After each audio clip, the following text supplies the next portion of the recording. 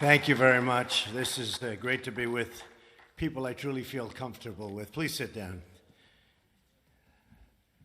They'll say, I didn't get a standing ovation because they never sat down. And I say, I got one standing ovation because they never sat down.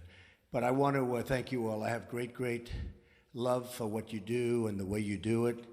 And when I'm with the police chiefs and I'm with the sheriffs of our country, and these are the big ones, these are the really big ones, I just want to thank you very much. And I thought before I spoke about what we're really here to speak about, I would read something to you.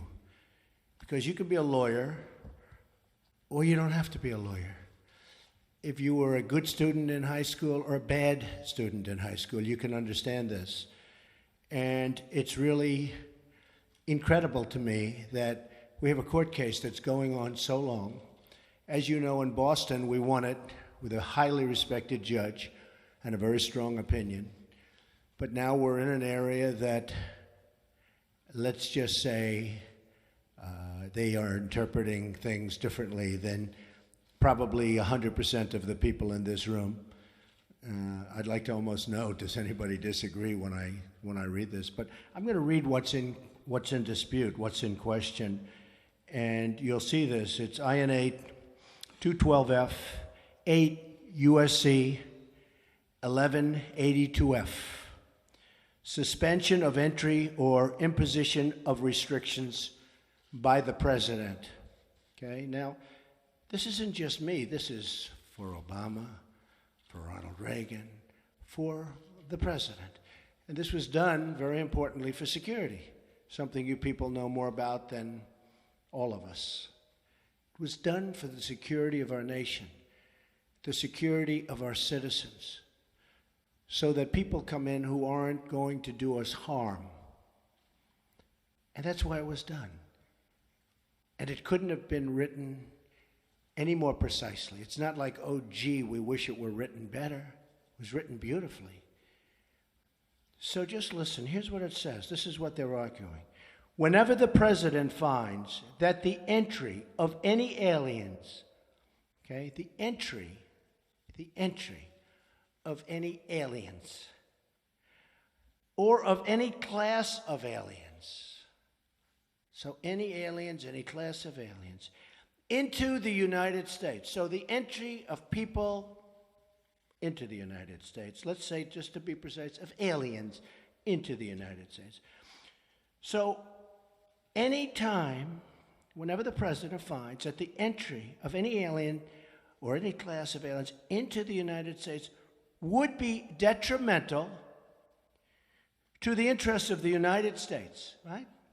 So if I find as president that a person or a group of people will be detrimental to the interests of the United States, and certainly there's lots of examples that we have, but you shouldn't even have them necessarily. He may be, and he may, by proclamation, and for such period as he shall deem necessary. Now, the only mistake is they should have said he or she. But hopefully it won't be a she for at least another 7 years. After that, I'm over. See? I just noticed that, actually. Just noticed it. I'm saying, whoa, this is not politically correct. It's correct, but it's not politically correct. You know, this is the old days. He may, by proclamation, and for such period as he shall deem necessary. So here it is. People coming in. Suspend the entry of all aliens, right? That's what it says. It's not like, again, a bad high school student would understand this. Anybody would understand this. Suspend the entry of all aliens or any class of aliens as immigrants or non-immigrants, or impose on the entry of aliens. Okay, so you can suspend the aliens, right? You can suspend the aliens from coming in. Very strong.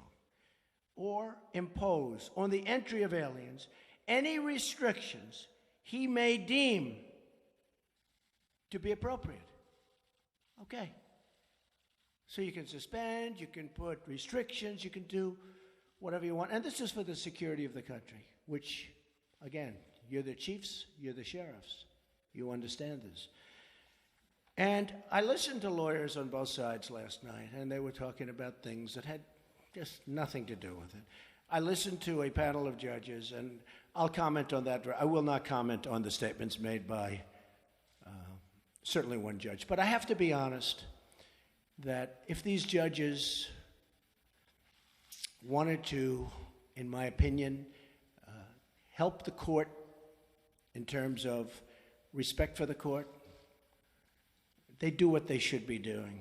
I mean, it's so sad. They should be, when you read something so simple and so beautifully written and so perfectly written, other than the one statement, of course, having to do with he or she. But when you read something so perfectly written and so clear to anybody, and then you have lawyers, and I watched last night in amazement, and I heard things that I couldn't believe. Things that really had nothing to do with what I just read. And I don't ever want to call a court biased, so I won't call it biased. And we haven't had a decision yet. But courts seem to be so political, and it would be so great for our justice system if they would be able to read a statement and do what's right. And that has to do with the security of our country, which is so important. Right now, we are at risk because of what happened. General Kelly is an extremely talented man and a very good man. Now Secretary Kelly, Homeland Security. We are doing our job. He's a great man. We're doing our job, and one of the reasons you probably heard that we did it so quickly, I said, let's give a 1-month notice. And then law enforcement, and General Kelly was so great because he said, we totally knew about it. We knew about everything. We do things well. We did things right. But the law enforcement people said to me, oh, you can't give a notice. Because if you give a notice, you're going to be really tough in 1 month from now or in 1 week from now. I suggested a month, then I said, well, what about a week? They said, no, you can't do that because then people are going to pour in before the toughness goes on. Do you people agree? I mean, you know more about law than anybody, law enforcement. So I wanted to give like a month. Then I said, well, what about a week? They said, well, then you're going to have a whole pile of people, perhaps, with very evil intentions coming in before the restrictions. So there it is, folks. It's as plain as you can have it. I didn't, and I was a good student. I understand things. I comprehend very well, okay? Better than, I think, almost anybody. And I want to tell you, I listened to a bunch of stuff last night on television that was disgraceful. It was disgraceful. Because what I just read to you is what we have. And it just can't be written any plainer or better.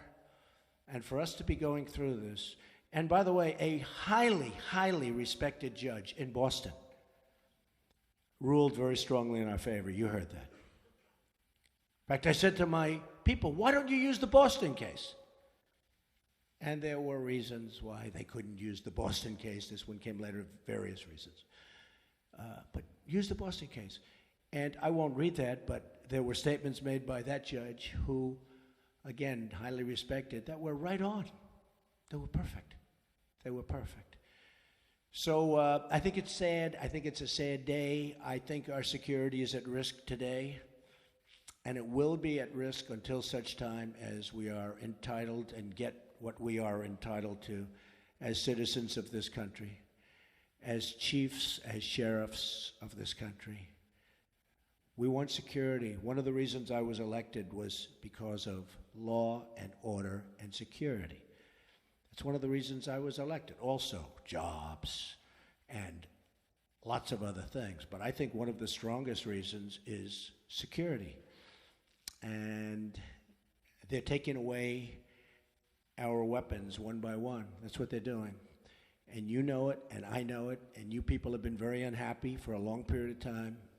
And I can read the polls maybe better than anybody, because it seems that I understood the polls a lot better than many of the pollsters understood the polls, assuming they were honest polls, which I think probably many of them weren't. I really believe that. But we need security in our country. We have to allow you folks to do your job. You're great people, great men and women.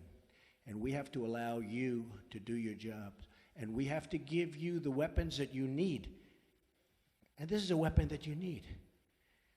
And they're trying to take it away from you, maybe because of politics or maybe because of political views. We can't let that happen. So, with that, let's get on to business, right?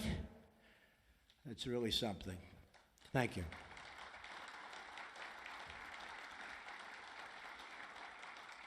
I want to thank Sheriff Sandra Hutchins and Chief Tom Manger for your leadership and, frankly, for the service. You have had great service. Everyone has told me about you, two legendary people. All of us here today are united by one shared mission: to serve and protect the public of the United States. During my campaign for president, I had the chance to spend time with law enforcement officials all across our country. They're the most incredible people you will ever meet. And I just wanted to say to all of them right now, from the bottom of my heart, thank you, thank you, thank you.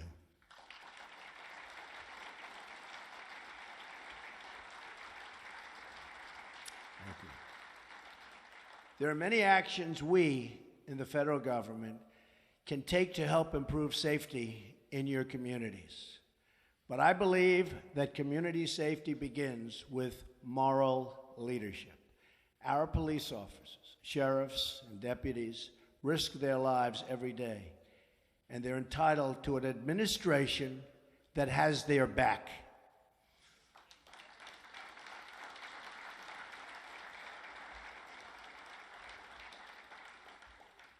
The first step in restoring public safety is affirming our confidence in the men and women charged with upholding our laws. And I'm going to add justices, judges in that category. And I'm very proud to have picked Judge Gorsuch, who I think is going to be an outstanding member of the Supreme Court. Outstanding.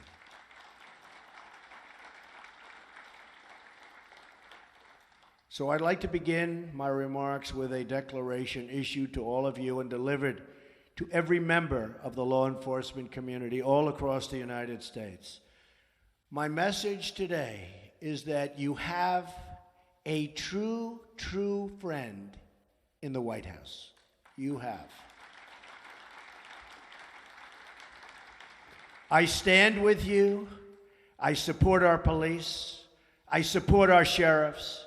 And we support the men and women of law enforcement.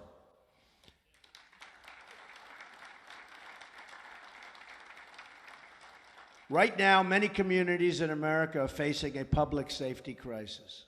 Murders in 2015 experienced their largest single-year increase in nearly half a century. In 2016, murders in large cities continued to climb by double digits. In many of our biggest cities, 2016 brought an increase in the number of homicides, rapes, assaults, and shootings.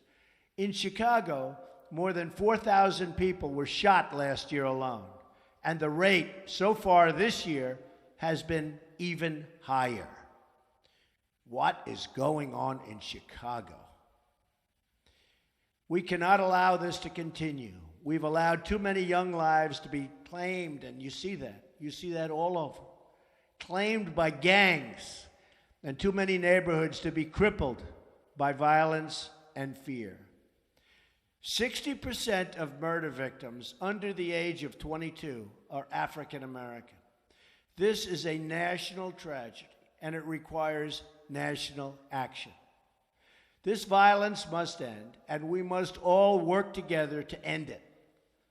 Whether a child lives in Detroit, Chicago, Baltimore, or anywhere in our country, he or she has the right to grow up in safety and in peace. No one in America should be punished because of the city where he or she is born. Every child in America should be able to play outside without fear, walk home without danger, and attend a school without being worried about drugs or gangs or violence. So many lives and so many people have been cut short. Their potential, their life has been cut short. So much potential has been sidelined. And so many dreams have been shattered and broken, totally broken. It's time to stop the drugs from pouring into our country. And by the way, we will do that. And I will say this, General, now Secretary Kelly, will be the man to do it. And we will give him a wall. And it will be a real wall. And a lot of things will happen very positively for your cities, your states. Believe me, the wall is getting designed right now. A lot of people say, oh, Trump was only kidding with the wall. I wasn't kidding. I don't kid. I watch this and they say I was kidding. No, I don't kid. I don't kid about things like that, I can tell you. No, we will have a wall. It will be a great wall, and it will do will be a big help. Just ask Israel about walls. Do walls work? Just ask Israel. They work, if it's properly done. It's time to dismantle the gangs terrorizing our citizens. And it's time to ensure that every young American can be raised in an environment of decency, dignity, love, and support. You have asked for the resources, tools, and support you need to get the job done.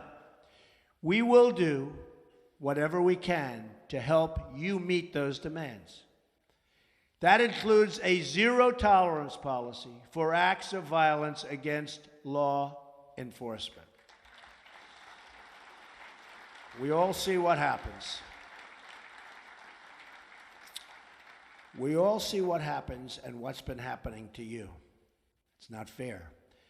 We must protect those who protect us. The number of officers shot and killed in the line of duty last year increased by 56% from the year before. Last year in Dallas, police officers were targeted for execution. Think of this. Who ever heard of this? They were targeted for execution. 12 were shot and 5 were killed. These heroic officers died as they lived, protecting the innocent, rushing into danger, risking their lives for people they did not even know, but for people that they were determined to save. Hats off to you people. These slain officers are an eternal monument to all of the men and women who protect our streets and serve our public. We will not forget them, and we will not forget all of the others who made that final sacrifice in the line of duty. God has blessed our nation to put these heroes among us. Those who serve in law enforcement work long hours. You work long hours. I know so many sheriffs, so many chiefs, so many police who work long hours and dangerous hours oftentimes in difficult conditions and for not that much pay relative to what you're doing. They do it because they care. We must work with them, not against them. They're working against you. For many years, they've been working against you. We must support them, not undermine them. And instead of division and disunity, and which is so much disunity, we must build bridges of partnership and of trust. Those who demonize law enforcement or who use the actions of a few to discredit the service of many are hurting the very people they say that they want to help. When policing is reduced, crime is increased, and our poorest citizens suffer the most. And I see it all the time. When the number of police goes down, crime goes up. To build needed trust between law enforcement and the communities they serve, it is not enough for us to merely talk to each other. We must listen to each other. All of us share the view that those in uniform must be held to the highest possible standard of conduct. So important. You are the role models to young Americans all across this country, many of whom want to go into law enforcement, many of whom want to be a sheriff or a police chief, many of whom. They have great respect for you, tremendous respect. You don't even realize it, but I will tell you, they have great respect and admiration for the people in this room and the people that you represent. And don't let anyone ever tell you different. Don't let the dishonest media try and convince you that it's different than that, because it's not.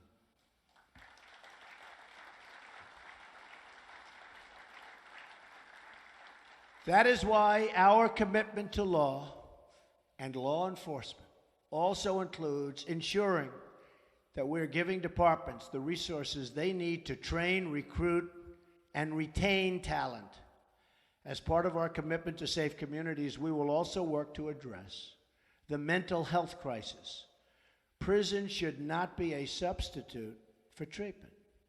We will fight to increase access to life-saving treatment to battle the addiction to drugs, which is afflicting our nation like never, ever before, ever.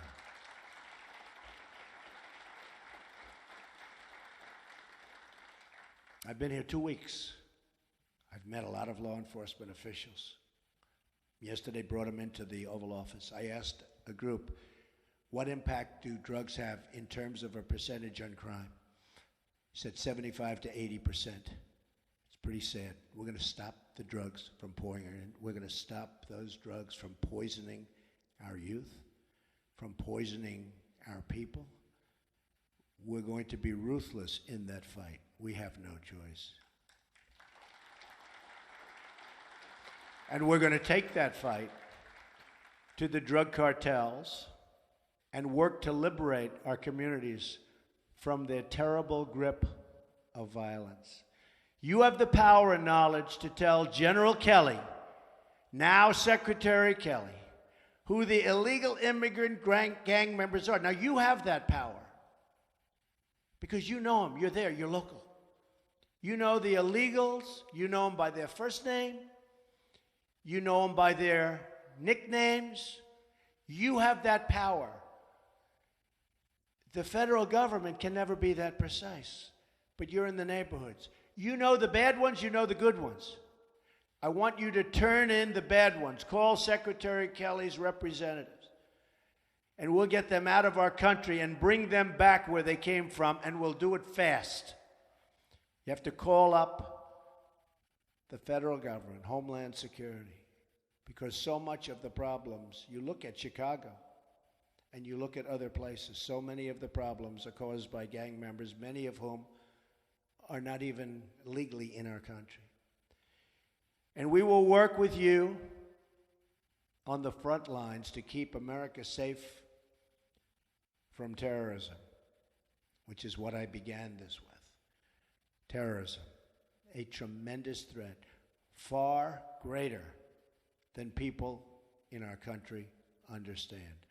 Believe me, I've learned a lot in the last 2 weeks, and terrorism is a far greater threat than the people of our country understand. But we're going to take care of it.